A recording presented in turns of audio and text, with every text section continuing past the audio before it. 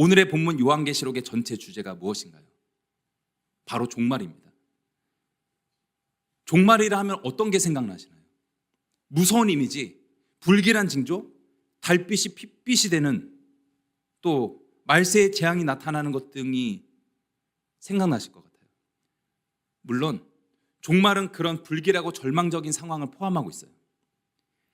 요한계시록 3장까지는 좀 괜찮은 내용이고 4장부터 거의 끝까지 그런 이야기들이 계속 이어져 왔으니까요. 그런데 성경의 마지막, 요한계시록의 마지막인 오늘의 본문 22장에서는 희망을 말씀하고 있습니다. 앞장 21장에서는 새하늘과 새 땅의 비전을 말씀하였습니다. 종말은 재앙이 아닙니다. 종말은 평안입니다. 회복입니다. 하나님의 창조 세계의 갱신이며 완성이 종말입니다. 이런저런 시련과 어려움이 있었지만 이 모든 역사의 부정, 이 모든 역사의 왜곡과 어려움을 뚫고 하나님의 선을 이루시고 완성해 나가시는 그 이야기가 바로 종말입니다. 엔젤 중창단은 종말을 고했어요. 없어졌다는 게 아니라 새로운 희망과 성장과 완성을 향해 나아가고 있다는 의미에서 말입니다. 오늘 저의 설교 그리고 목회 여정도 종말입니다. 과거에 위기가 있었지만 그것을 딛고 도약하고 있으니까요. 담임 목사님의 부재와 설교의 어려움이 있지만 그걸 딛고 우리를 새로운 존재로 갱신하실 하나님의 희망이 넘치니까요. 우리 모두 오늘 요한계시록 말씀을 통해 종말의 희망, 새 창조와 완성의 비전을 품게 되기를 소망합니다. 오늘은 평신도 주일입니다. 주보에 명시하지는 않았지만 승천 주일이기도 합니다. 교회는 교회력이라는 것이 있습니다. 교회 카란다, 이 연말 연시 나눠주는 그 카란다 말고 이 교회 달력인데 이것은 교회 절기에 맞는 설교 본문들을 미리 정해서 구성한 것이에요. 저는 오늘 평신도 주일 또 승천 주일의 교회력 본문을 따라 요한계시록 22장을 선택한 것입니다. 오늘 말씀을 통해 마지막 중 마지막을 살아가는 성도로서 새 힘을 얻고 희망을 발견하시기를 바랍니다. 자, 승천이 뭔가요? 오를 승 하늘천, 하늘에 오른 이야기입니다. 누가요? 당연히 예수님이시죠. 하나님의 아들 예수님이 온전한 인간으로 이 땅에 오셨습니다. 30-40년의 인생, 약 3년여의 공생애를 사셨어요. 정치범으로 십자가에 처형되어 죽으시고 3일 만에 무덤에서 부활하셨습니다. 부활하신 예수님은 제자들을 비롯해 여러 사람에게 약 40일간 나타나시며 하나님 나라의 복음, 재림의 복음을 전하셨습니다. 그렇다면 재림은 무엇인가요? 다시 이말림. 예수님이 다시 오신다는 거예요. 하늘로 올라가신 모습 그대로 다시 오시리라는 것입니다. 저는 승천과 재림을 묵상하며 이 그림을 떠올리고는 합니다. 네, 노인들은 잘 모르실 수 있겠지만 젊은이들에게 희대의 명짤로 알려져 있는 명장면이죠. 일본 애니메이션 이누야샤의 한 장면인데 이 친구의 이름은 일본어로 모르겠고 한국어판으로 가영이라고 합니다. 이 가영이가 하늘로 올라가며 말해요. 안녕히 계세요 여러분. 저는 이 세상의 모든 속박과 굴레를 벗어던지고 제 행복을 찾아 떠납니다. 여러분도 행복하세요 하면서 하늘로 날아가는 거예요. 지금 가영이가 뭐 하는 거예요? 고등학교 축제에서 연극인가를 맡았는데 속되게 말해서 완전히 말아먹었어요. 민망해서 하늘로 올라가 도망가는 장면입니다. 예수님도 이런 비슷한 모습으로 승천, 하늘로 올라가시지 않으셨을까요? 모습이 비슷할지 몰라도 이누야샤의 가영이가 하늘로 올라가는 것과는 목적과 방향이 전혀 다릅니다. 가영이는 민망해서 도망가서 안 돌아오려는 것이죠. 예수님은 가영이와 전혀 다릅니다. 예수님은 올라가신 모습 그대로 다시 오실 것입니다.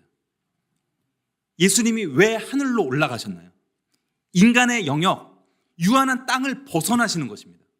무한과 초월의 영역, 하나님의 영역인 저 하늘로 올라가시는 거예요. 거기서 우리가 거하게 될 영원한 집, 하나님 나라를 예비하시고 준비하러 올라가신 것입니다. 그리고 다시 오리라고 약속하신 그대로 마지막 때에 반드시 오실 것입니다.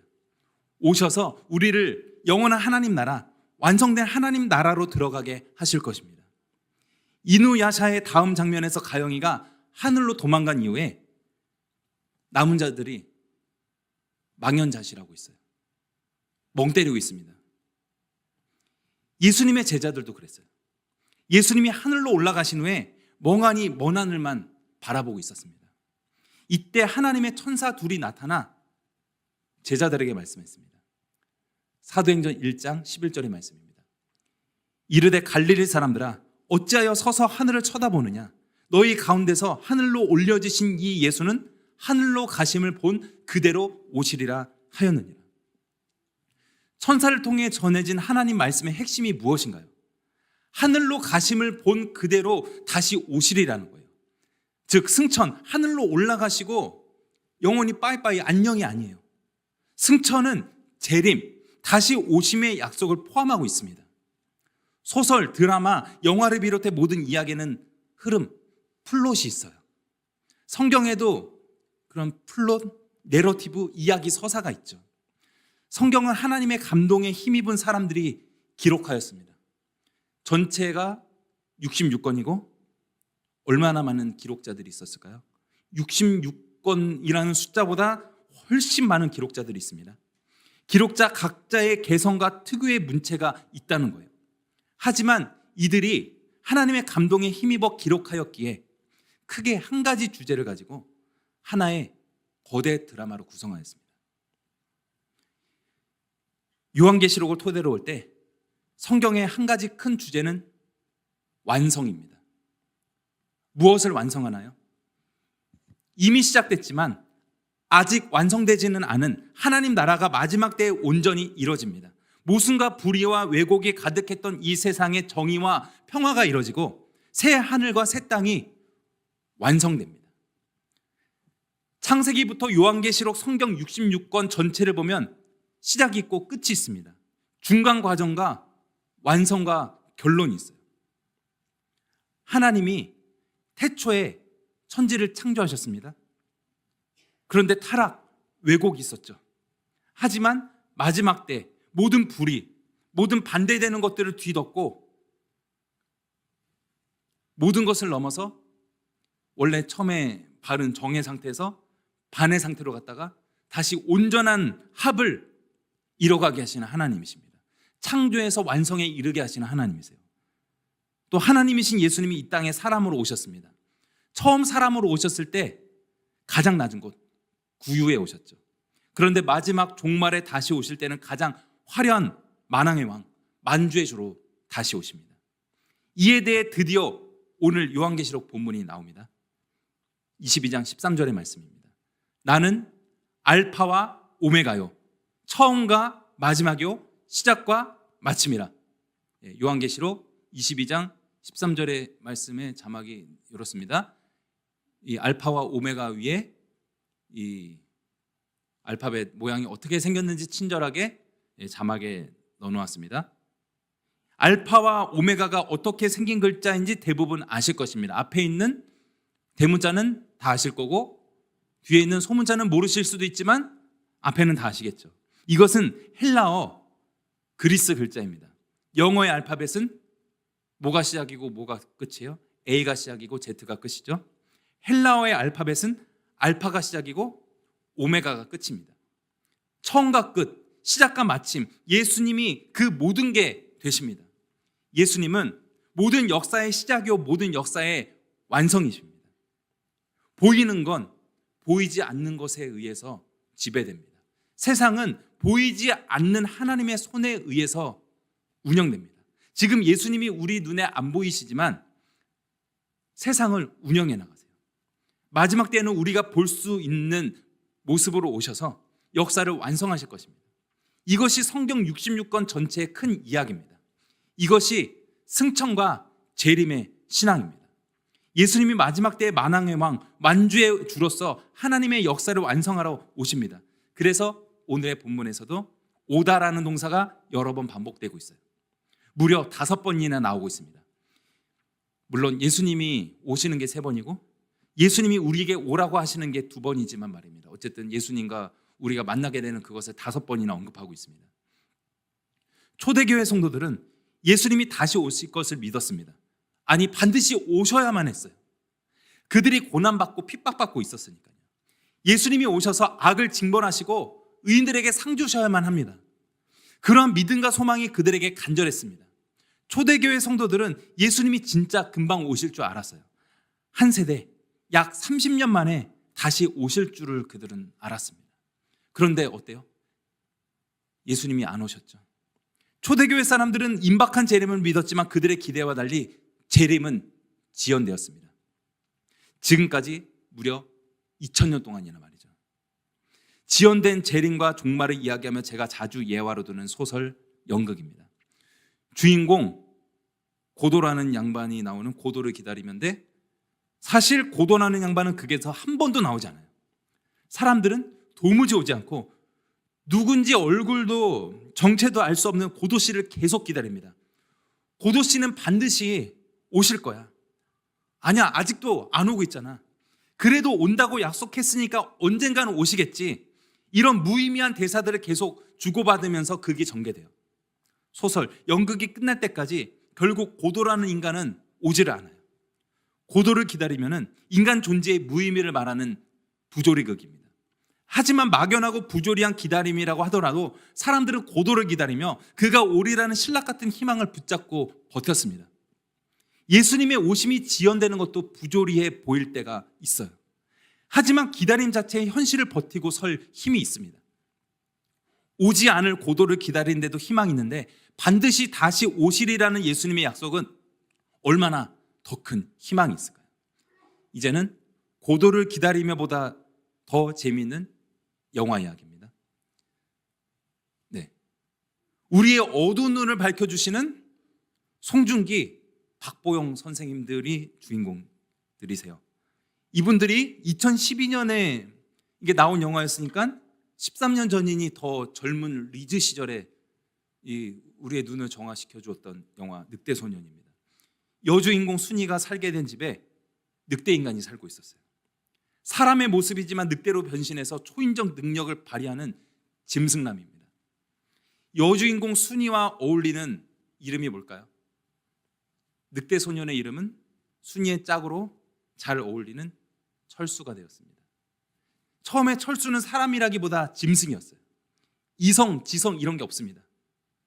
하지만 순이의 교육으로 인해 조금씩 철수는 말을 배워갑니다. 인간의 문화를 배웁니다. 음악을 배우고 사랑이라는 감정을 싹트여갑니다. 하지만 빌런, 악당으로 인해 철수와 순이는 눈물의 이별을 하게 됩니다. 순이는 철수에게 쪽지 한 장을 남기고 떠납니다. 기다려, 나 다시 올게 라는 쪽지예요. 철수는 이 쪽지의 뜻을 잘 알지 못했지만 후에는 스스로 한글을 공부해서 뜻을 깨닫게 됩니다. 그리고 순이를 기다립니다. 순이는 이 약속을 잊은 채 오랜 세월을 지나왔습니다. 10대 후반 남짓하던 소녀에서 할머니가 되기까지 말이에요. 부동산 문제를 해결하러 이 집에 다시 와서 철수와 재회합니다. 철수는 늑대 인간이니 안 늙고 소년의 모습, 이 송중기님의 모습 그대로입니다. 철수의 겉모습은 그대로이지만 그는 이전과는 전혀 다른 새로운 존재가 되어 있었습니다. 순이가 다시 오리라는 기대와 희망으로 그는 집을 아름다운 정원으로 갖고 갔습니다. 순이에 대한 기다림이 짐승이었던 철수를 사람이 되게 하였습니다. 고도를 기다리며 늑대 소년을 통해 인간의 한계와 부조리함을 봅니다. 그들은 안 오거나 약속을 잊고 있다가 늦게 왔어요. 그러나 그들에 대한 기다림도 삶을 버티고 나아갈 힘이 되었습니다. 인간은 불완전합니다. 인간은 비교적 신실해도 완전히 신실하지는 않아요. 로마서에서 믿음으로 믿음에 이르게 하나니, 로마서 1장 17절에 이런 유명한 말씀이 있는데, 믿음은 헬라어 원어로 피스티스입니다.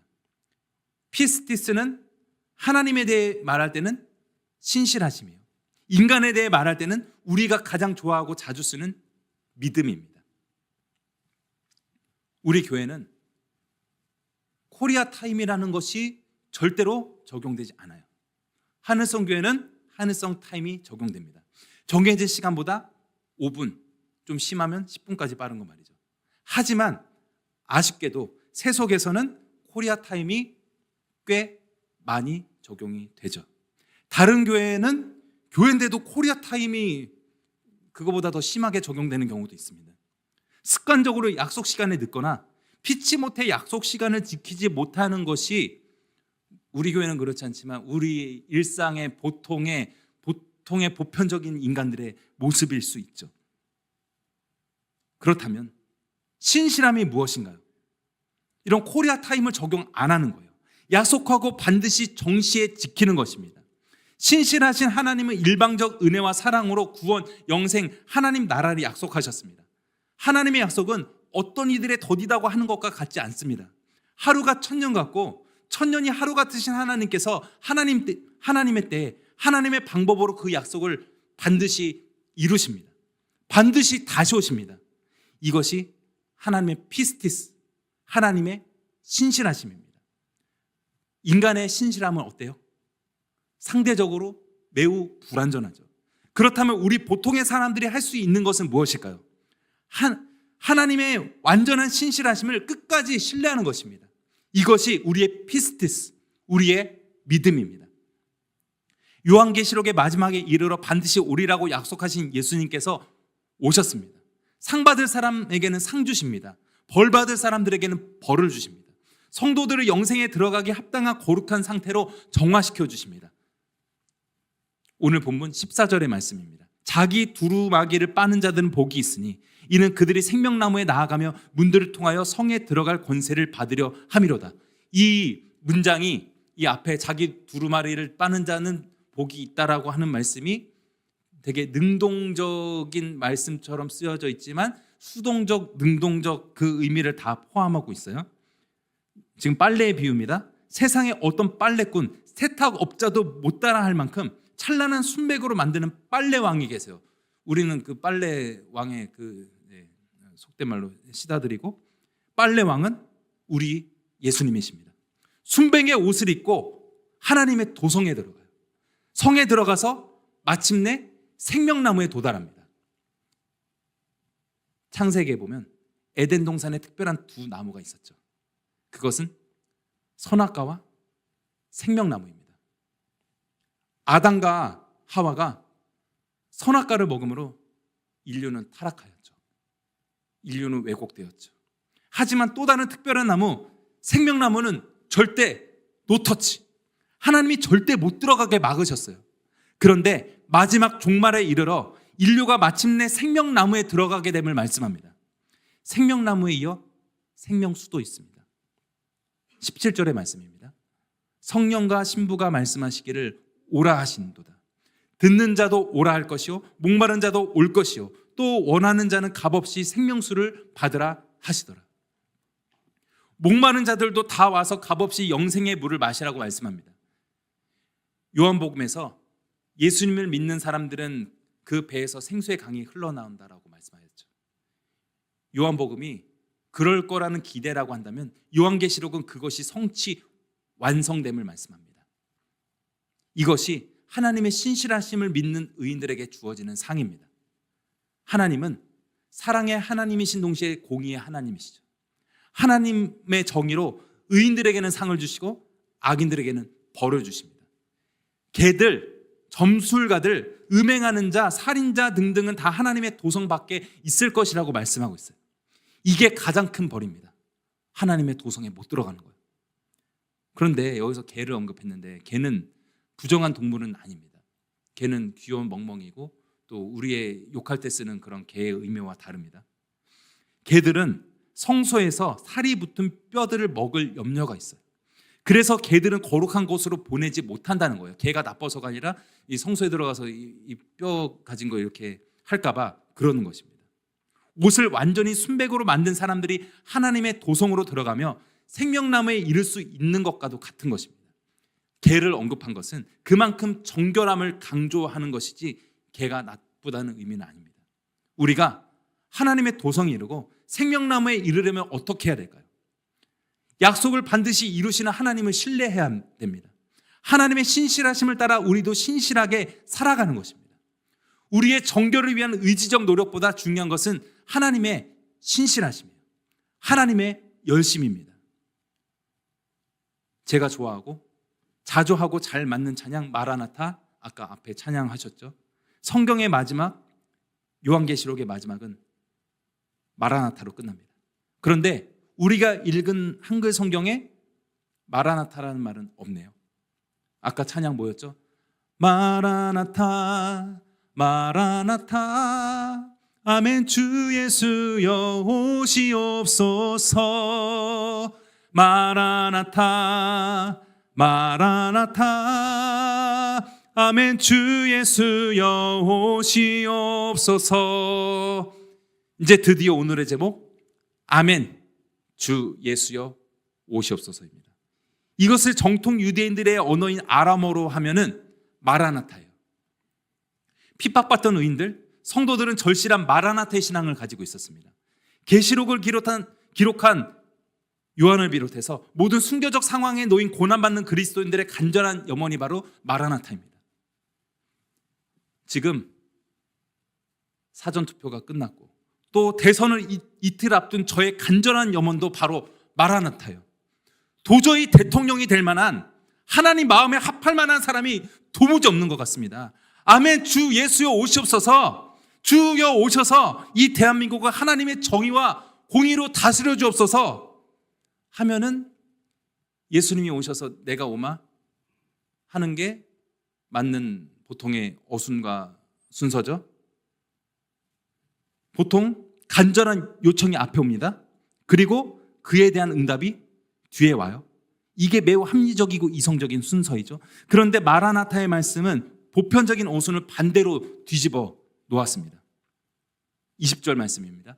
이것들을 증언하신 이가 이르시되 내가 진실로 속히 오리라 하시거늘 아멘 주 예수여 오시옵소서. 예수님이 먼저 말씀합니다. 내가 진실로 속히 오리라. 오라고도 아직 안 했는데요. 성도들은 그 이후에 아멘 주 예수여 오시옵소서라고 간절히 기도하고 있습니다. 아멘은 응답이기도 하죠.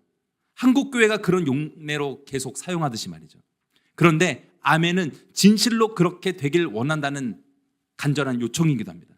그러므로 와달라는 요청 다음에 내가 곧 오리라 라는 응답이 오는 게 상식적이죠. 기독교는 상식에 반하는 종교가 아닙니다. 하지만 일반적인 상식, 일반적인 문법을 초월하기도 합니다. 비상식, 비이성이 아니라 초상식, 초이성이죠. 그렇다면 역순의 초이성적 말씀이 우리에게 주는 의미가 무엇인가요? 우리의 요청보다 예수님이 오실 약속이 먼저 있다라는 것을 이 20절에서 강조하고 있는 것입니다. 예수님이 반드시 다시 오십니다. 무엇에 근거해서요? 구약의 창세기부터 신약의 마지막 요한계시록까지 그리스도의 오심을 예언하였습니다. 성경에 따라서 말입니다. 메시아가 오실 것이라는 게 구약의 예언입니다. 약속 따라서 메시아가 이 땅에 오신 것이 신약의 말씀입니다. 메시아 예수님이 부활 승천하셨습니다. 그리고 마지막 때 반드시 다시 오실 것이 요한계시록에서 말씀하는 재림의 약속입니다. 오늘은 승천주일이며 동시에 평신도 주일이라고 하였습니다. 평신도라 하는 말을 성도로 바꿔 말하겠습니다. 성도는 평신도라는 말보다 목회자와 평신도 모두를 포함하는 느낌이 강하니까요. 성도는 많은 일을 합니다. 함께 모여서 예배합니다. 공적 예배 외에도 속회와 선교회로 모여요. 찬양대로 교사로 속장 선교회장으로 여러 가지로 헌신 봉사합니다. 밥을 짓습니다. 설거지합니다. 청소하고 관리합니다. 다른 성도들을 위로합니다. 또한 성도의 교제를 통해 새 힘을 얻기도 합니다. 전도대로 모여서 뭐예요? 열정 화이팅하죠. 세상에 하나님의 온기를 불어넣습니다. 이 모든 일을 위해 우리의 의지와 열정과 수고의 땀방울을 흘립니다. 마음을 쏟습니다. 우리의 의지적 노력이 중요합니다. 우리의 피땀 눈물의 헌신이 필요합니다. 하지만 그보다 더 중요하고 먼저 있는 것은 바로 하나님의 오심입니다. 영화 늑대 소년이 세상에 나오던 즈음이 2012년 저에게 큰 감동과 변혁을 가져다 준 책 위르겐 몰트만의 오시는 하나님입니다. 그렇다고 이 책을 소개했다고 해서 절대 이걸 사서 읽지는 마세요. 이게 좋지만 이게 뭐 그런 게 아니라 진짜 읽지 마세요. 빌려서도 절대 읽지 마세요. 기본적인 신학 공부를 해야 이해할 수 있는 어려운 책이니까요. 그 전 이해가 없다면 시험에 들 수 있는 책이니까요. 저는 석사 논문을 쓰면서 이 책을 읽게 되었습니다. 우리가 아는 종말은 무엇인가요? 미래에 오는 게 종말이죠. 시간의 끝, 역사의 끝에 오는 게 종말입니다. 하지만 이제는 고인이 되신 저자 위르겐 몰트만 선생님은 종말을 그리스도인들의 시작으로 봅니다. 종말에서부터 그리스도인들의 시간이 시작된다는 것입니다. 미래에 오실 하나님의 그 미리 오심부터 시작된다는 거예요. 이 책의 부제가 그리스도교적 종말론입니다. 몰트만이 말하는 기독교의 종말은 오히려 시작이에요. 마지막 때의 역사의 완성을 이루시는 예수님이 미래에 그 완성하실 분이 우리에게 미리 오셨습니다. 우리는 예수님을 직접 눈으로 뵙지는 못했지만 성령으로 말미암아 예수님과의 친교 안으로 지금 들어왔습니다. 미래에 오셔서 역사의 완성, 하나님 나라의 완성을 이루실 예수님께서 우리에게 이미 오셨습니다. 예수님의 영광이 우리 안에 지금 완성되지는 않았지만 우리는 그 영광을 미리 맛보고 누리고 있습니다. 몰트만은 이것을 선취, 미리 취하고 미리 맛보는 것이라고 하였습니다. 우리가 미리 맛보는 예수 그리스도의 영광은 마지막 때, 역사의 마지막 오메가 포인트에 완성될 것입니다. 이것이 이 책의 요약, 오시는 하나님의 요약이며 요한계시록이 우리에게 보여주는 종말의 큰 그림입니다. 이제 오늘 설교의 끝이며 성경 전체 끝입니다. 21절의 말씀입니다. 주 예수의 은혜가 모든 자들에게 있을지어다. 아멘. 결국 하나님의 도성에 들어오지 못할 사람들은 있어요. 하지만 하나님의 도성은 지금 누구에게나 열려 있습니다. 주님이 옷을 빨아주시면 됩니다. 신실하신 하나님을 끝까지 신뢰하는 믿음으로 나아갈 때 누구든지 그 영광의 나라에 이를 수 있습니다. 생명나무에 이를 수 있습니다. 주 예수의 은혜가 온 세상 모든 사람에게 임할 것을 기원하며 요한계시록 그리고 성경 66권의 대단원의 막을 내립니다. 오늘 요한계시록으로 재림과 하나님 나라 완성의 비전을 주로 말씀드렸습니다. 하지만 오늘은 승천주일이죠. 그래도 괜찮아요.